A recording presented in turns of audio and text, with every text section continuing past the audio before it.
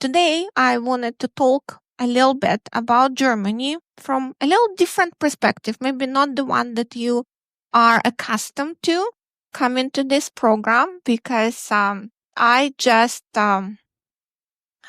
we went to Germany last year in April, and that's why I'm doing this presentation in April, so that we could compare what was there. And kind of our goal for that trip was a little different from trips that we had before.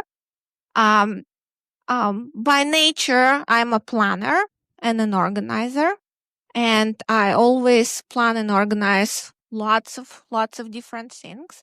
But I promised my husband that on that trip will be spontaneous. So I planned all our stays, all our transport, all our connections and everything. And I said, okay, and in between, I'll be spontaneous. I won't be planning our days. And I won't be telling which museums we have to, hit and where we have to go. So that was our rough outline of the trip. So we flew directly to Frankfurt, where we picked up a car, because we decided to rent a car because we planned to do a fair amount of driving around Germany, even though I love trains. But my husband, who is true German, he hates trains. So because true Germans have very complicated relationships with their trains system, right? So,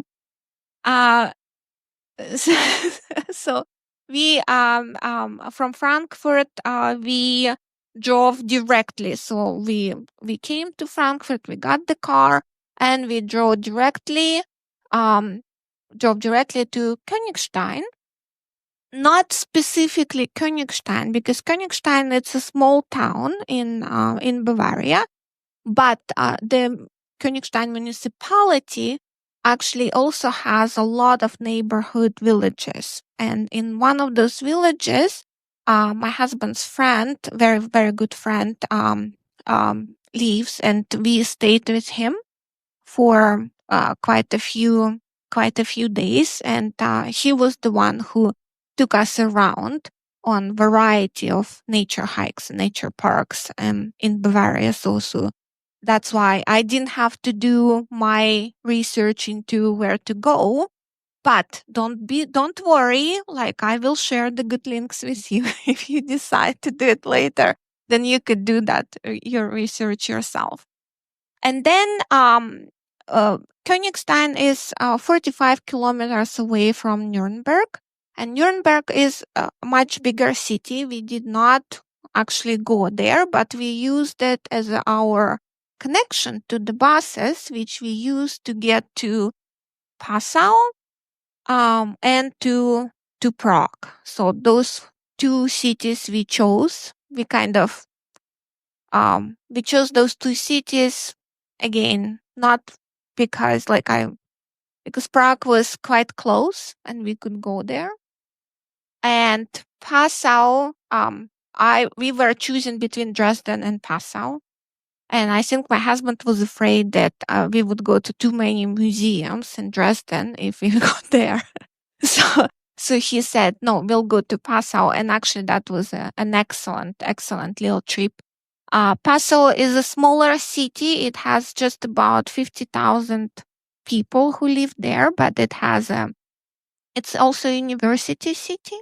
And there are 3 rivers that come around Passau. So it's very, very pretty little city. And it was fantastic just to walk there. We did go to some of the museums up on the hill, but that's not what my presentation is all about today. But I just wanted you to know what it was like. And so we used Flixbus to go from Nuremberg to Passau and back, and also from Nuremberg to Prague and back. Fun fact, when we came back from Germany, I discovered that now we actually also have Flixbus in Alberta. Did you know that? Okay. well, we have travelers here. Yeah, that was surprise for me. And actually, it was kind of w- again new way to travel for us in Germany, because before I would we would either drive or take train, but I found that bus travel was quite comfortable and was very um on time and well organized. And I'm happy that they branched out into North America as well. So I don't know, have you traveled with Flixbus yet? No, I did. I went to Edmonton. And so, the stop is on Tim Hortons in the north end of Red Deer. So they don't have a station, just like in Europe. Those buses stop just at various places at the gas stations or something like that. So, yeah, it was nice. It was cheaper than e-bus or Red Arrow. So if you are wondering, but buses are quite comfortable. So yeah, so that was the outline of the trip that we did, and then after Prague, we stayed again in Königstein and um walked around. So, but the main the main focus of that trip for me, surprisingly, was that when we were going on those hikes and visiting those parks, I kept having those flashbacks into the book that I just finished reading. And the name of the book is so it's Emily Wilde series. And the other reason we are having this talk right now in April is that the last book in that series was just published in February. And this series is done by Canadian author Heather Fawcett, who lives on Victoria Island, which I'm not surprised because maybe Victoria Island forests are the closest to the magical forests that you could find in Bavaria. But I was walking in those forests and I kept having those flashbacks into the world of Emily Wilde. So Emily Wilde series is a series, it's a fantasy series. And the main protagonist is Emily Wilde. And she is a researcher. She is a gyadologist. So she studies fairies. And also, the first book was about her expedition into the northern parts of Europe. And that's what I have been telling Nina to read the first part, because Nina is going to Norway in May. So she may find herself having flashbacks from if she read that book before going there. So and the second book that I also read by that time was about Emily's actual visit into the fairy world, and how Emily Wild world is created is that there is real world where people live, normal people, no magic. That's where Emily Wild lives as a researcher. But there are fairy doors that could, if you find it out, then it would lead you into the fairy, and which is world where fairies live. And the fairy world lives on runs on stories, right? So the reasons and things that happen there are can be explained only by the stories, and that's what she studies. But she is a researcher for foremost, right? And of more. So But I took lots of pictures when I was in those forests. But literally, when I was walking through those hikes, we were taken to some really unique places. I was literally looking and thinking, okay, is there a fairy door somewhere? You know, because it looks like that there could be brownie coming out from from the roots, or there were some caves that maybe trolls lived there. So I will share some of the images with you. This is the trilogy of Emily Wilde. So, fun fact, I did want to bring some to show you, but this is a super popular series, and we have books in all formats. We have print, we have ebooks, we have audiobooks, but they're all out, and there is not a huge wait, but there are like 5, 6 people um, um, who would be ahead of you if you would decide to borrow a print book or ebook. The first book, which is Encyclopedia of Fairies, we do have one ebook was available. I think, Nina, did you take it out? Not yet. So, so there is an ebook is available right now, but all other formats are not. So if you would be interested, then I highly recommend, even if you are not traveling to Germany anytime soon, if you read that book, you will experience those forests. Um, as I did when I was in actual Bavarian forest, but all I was thinking was about that book and how really how it depicted. It's so great. And the quote is actual quote from the book, and it says, and that's what she's talking about herself, right? Emily Wilde. She says, "I suppose most children fall in love with fairies at some point, but my fascination was never about magic or the granting of wishes. The folk were of another world with its own rules and customs.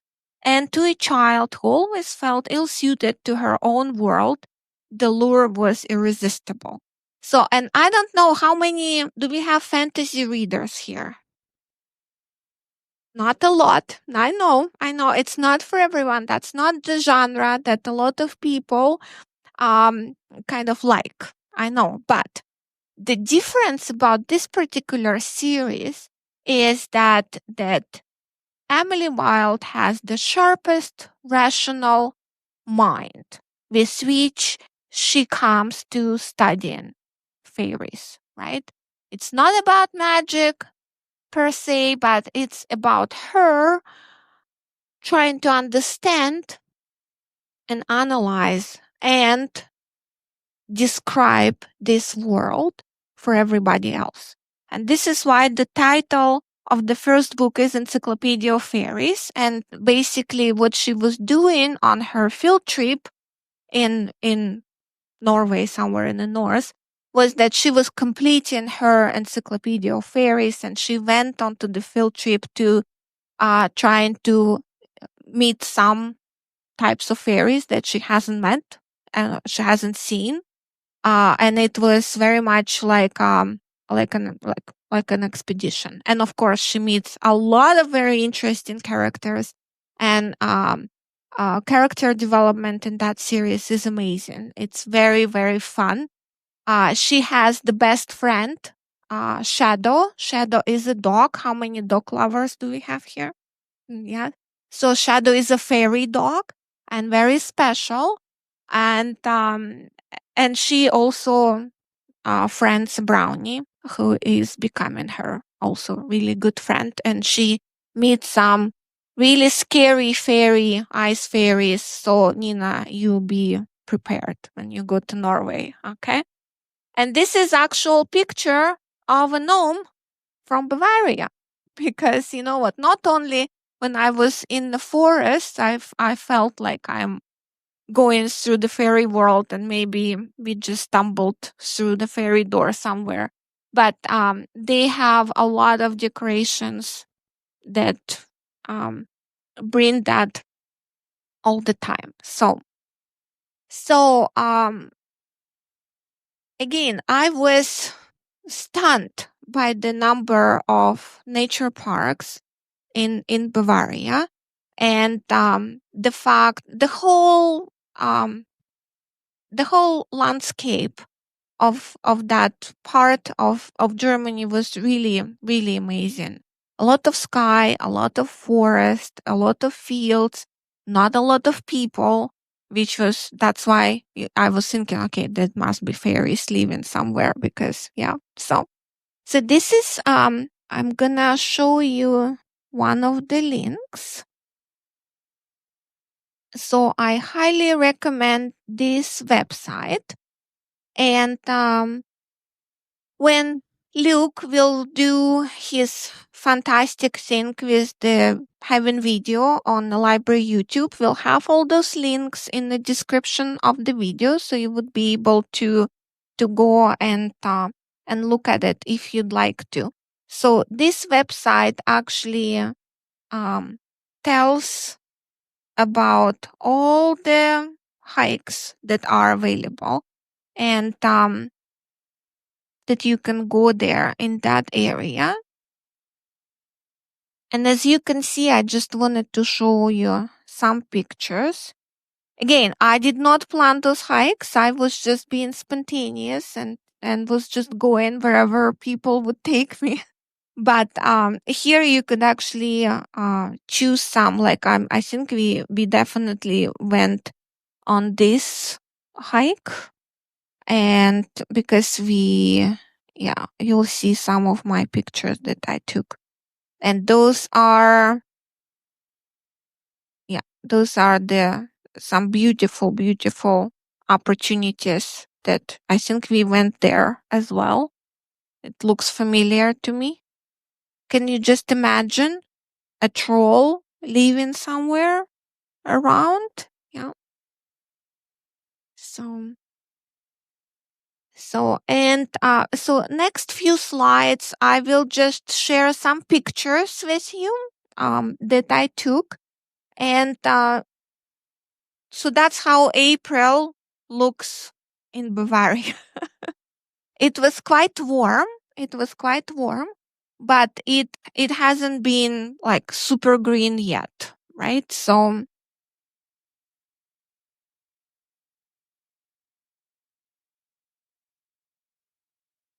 Okay. So this particular walk was in nature reserve, and forgive me, but I don't know, maybe somebody of you, we have a botanist here. I don't know how those trees are called, but apparently those are one of the hardwoods that are sup- super expensive, not oak, but a hardwood. And what I was really impressed, I didn't take pictures of that, but as you can see, though they are planted, right? And this is a nature reserve where they do a very environmentally friendly and smart foresting, because they cut those trees and they go um I think some of those trees were used in the past for masts for the shipbuilding, but now they are mostly used for furniture and all that stuff because it's really really expensive wood. And it was when we were walking through, it was like very high trees, and but they are harvested in quite quite impressive way, but very easy hikes everywhere. Because I promised my husband that I'm not gonna take him on 10 kilometers hikes. So yeah. And so and that was a hike where there were a lot, also very unusual combination when there are lots of forest, but at the same time there were lots of caves and lots of those huge rocks. I don't that you like we actually climbed somewhere on some of them, and it was like very eerie, and very magical experience. So as you could see, um, it just I'm not a professional photographer. I, those are just my phone pictures, and every time, sometimes how many professional photographers do we have here? Okay, not a lot. I know that I talked to a fellow presenters to the travel memories, and she said, "Oh, I never take any pictures. I just grab pictures of the internet because they're better." But I also think that maybe they are better, but those were actual experiences. But I still cannot. I can just tell you how I felt when I was walking in those forests, because those trees are so tall. They are so tall, and the combination of trees and those rocks is just eerie, and they are huge, and you do not see that on those pictures, maybe just because there is no you can compare it with anything, but it is just like you are walking. Sometimes, people sometimes go on the trips when they love a book, right? Or they love James Sulis, and when they go to Ireland, they wanna walk the streets of that book, right? They wanna experience that and see it. But when I was walking in that forest, I was just feeling that I was in the book. So like I was just um, feeling that I'm on a field trip, and what kind of fairies I'm gonna meet at that time. So here you could see a little bit um, how how huge it is, right, in comparison with the people. Yeah, and some of them, some hikes, like you could hike up and um, see that, and again we have some gnomes. We have some gnomes. And of course, like going to Germany, like I did not put all the pictures of all the bakeries that I went to, even so I have them. But you know what? Like I just don't want to um, taunt us with something that we cannot have here, right? So, but this was one of the funnest bakeries. I think we went there after one of the hikes, and that's where we have those little gnomes around. And it is one of those coffee houses and bakeries where they serve just one thing and a variety of things. So, and it was just a puff pastry, and you could put whatever you want. They had lots of stuffings available, and it was really delicious. And it wasn't fairy food. We were ourselves after we tried it, so that was good. But it looked unreal. Yeah. So there are more pictures, and this I wanna talk a little bit in more detail because that was when I just went on a random walk, around the village, and it was out in the open. It wasn't even in the forest, but I came across that bench, and it like you can see it very well. But what it is, it's a whole fairy village right there. So I don't know. Has anyone done little fairy gardens? Okay, so we have some fairy funds here, right?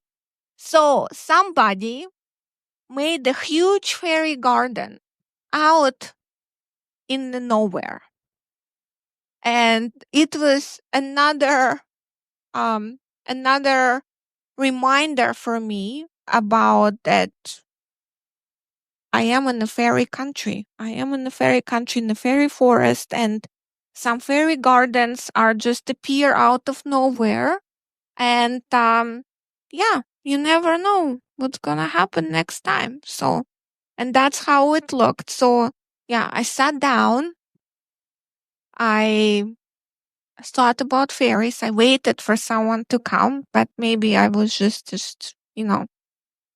was not lucky enough to meet anybody. But it was just so whimsical and um very very cute experience. So um I prepared a few books for you to take. I don't know if you are aware that all the good fairy tales that we have in the library you cannot find in picture book area. You have to go into nonfiction area, and the number is um, 398 plus some decimals. So, what we know about German folklore and German fairy tales, so who are the most famous German authors of fairy tales we know? Brothers Grimm. Yeah, Brothers Grimm. And we have French Charles Perrault, and we have Hans Christian Andersen. But so um, if you'd like and would like to keep reading, so we have some really um, great stories by Brothers Grimm's and some other German stories. But also, because we are talking about Bavaria, I looked into specific Bavarian folklore and Bavarian um, fairy tales and found out that very recently, in like this book has been published in 2015, but it was rediscovered very recently in early 2000. A completely new archive, new Northern Bavaria fairy tales that were translated to English finally in 2015. So we do not have that book in the library, The Turnip Princess and Other Fairy Tales, Bavarian Fairy Tales, but you can easily interlibrary loan that book. Actually, a lot of public libraries in Alberta have that book. So if you would like to read something that is not Brothers Grimm and something really different and quite um, quite exciting, I highly recommend. You can place an interlibrary loan on our website, or you could ask somebody to do that. I will include the name of the book in the description under the video for your as well. So, and this is I just requested an interlibrary loan on that book as well. So I'm really curious to read that. So, and so here is all the three books that you could take from the library. Again, you would have to wait for it a little bit because they are very popular. And I think those are the best thing about this series that after the last one came out in February, I think it's completed and you could just read the whole series at once. And here I just wanted you to show a few other really great websites that you could use if you happen to go again to Bavaria, or if you'd like to plan your trip now that you really want to go to those forests and you want to plan it because you don't have a German friend who's going to take you on some hikes there, right? So all those links will be available. So How many of you are using all trails? Yeah. Okay, so I'll just show you how it looks like. So again, okay, I am using all trails. So all trails is a website, and there's also an app is available, and you could use it for free. Um, if you like to see what's there. But you could also subscribe to it, and then you could download the maps and use it even without access to internet. So, but that's additional subscription. So, but I just wanted you to see some other images of those trails in Bavaria and see no people, just the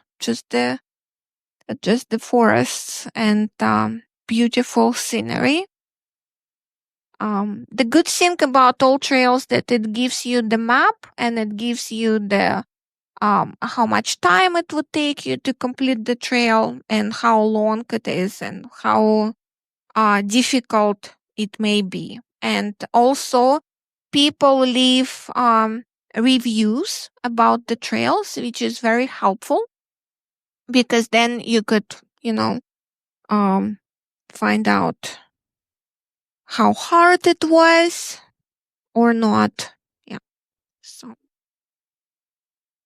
okay. Another one is I already showed that to you. That's a different website, and it is a German website.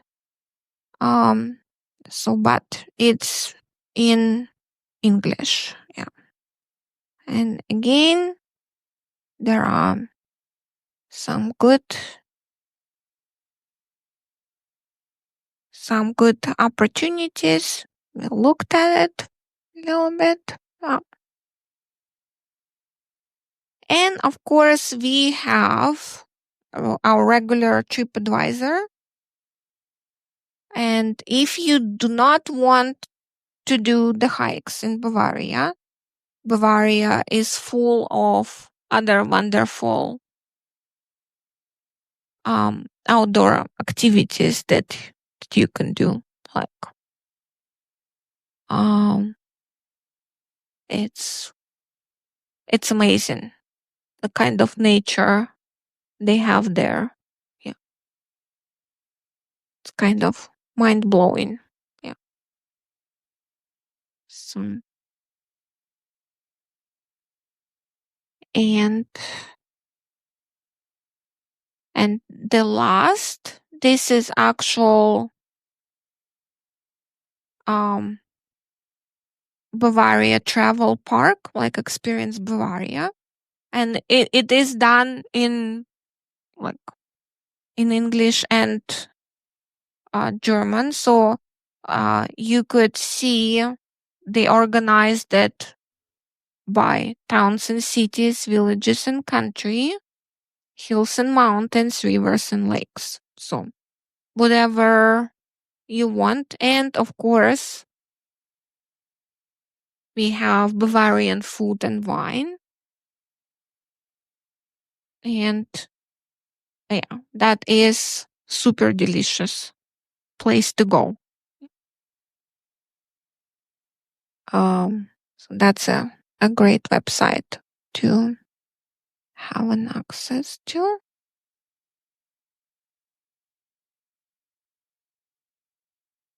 And I also, if you would like to do something really, really whimsical for Bavaria, there are two different ways to do it. So actually, you can